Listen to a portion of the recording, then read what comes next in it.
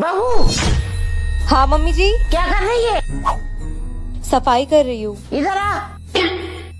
हाँ मम्मी जी। ना ये तेरा मायका है ना मेरा मायका है, जिसका मायका है वो ही साफ करेगा।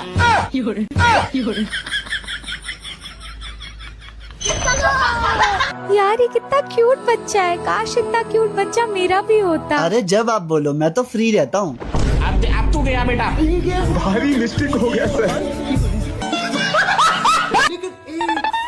लेकिन ये साला कर क्या रहा है यहाँ पे? यहाँ कुछ तो गड़बड़ है।